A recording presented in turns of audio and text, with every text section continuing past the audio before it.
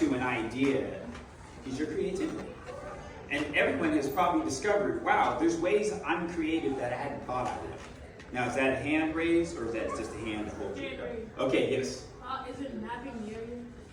Okay, that's a good question. So yes and no, right? So I'll talk a little bit about that in just a minute here. So I want to ask the question.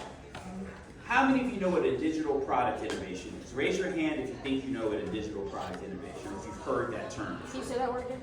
Digital product innovation, okay? So which, Like, is it something you make, like, digitally? So- Like, that is not a new invention, but like... okay. So that's good, that's good. That's really good. Are you gonna add something to that? Yeah, I'm going to say things. Okay.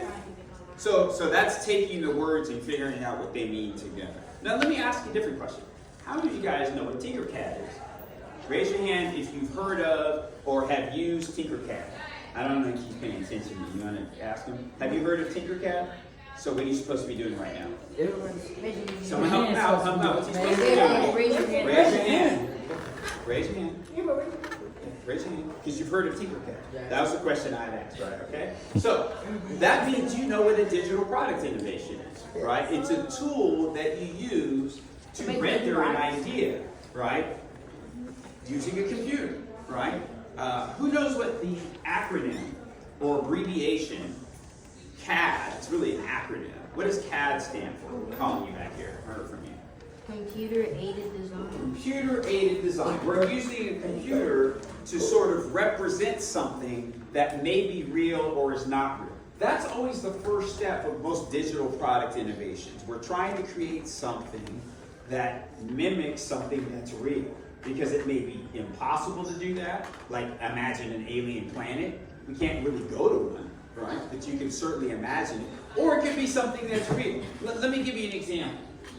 This is a prototype design that a group of students that attended Morehouse College built, right? So taking a look at it, what do you think this might be a prototype for?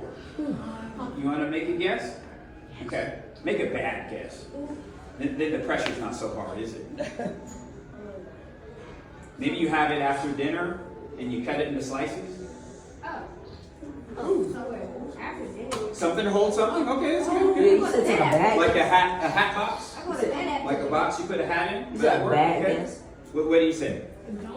A donut? Okay, that's good. Oh, Bad guess, sure. I got it. A case, okay. I got it. A horse stable. A horse stable, okay. A cake.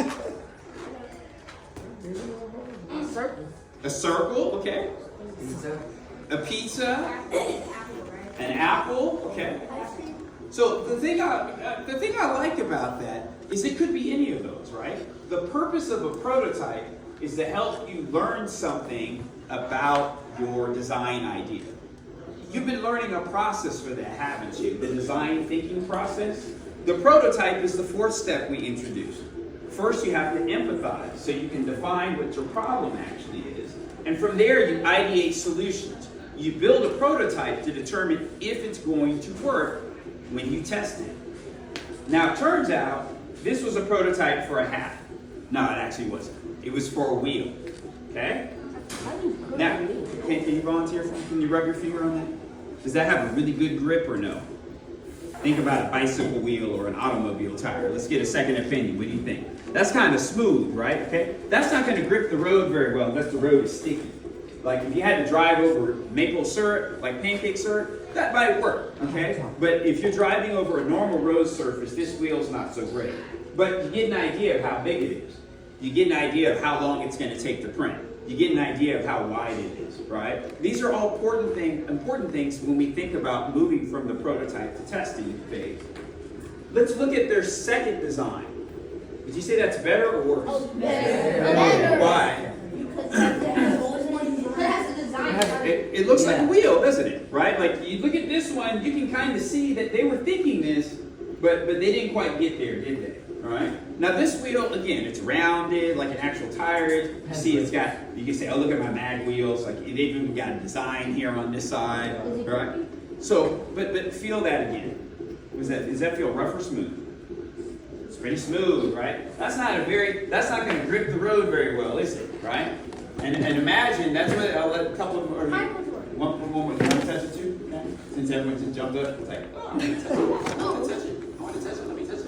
Yeah. So, they put this wheel on the rover, and all it did was spin because the rover was in the sand. It's not a very good design. So let's think about it. We're thinking about the design thinking process. Where do we go next? Well, let's think about it. You guys have been to the beach, or at least are aware there's this place called the beach?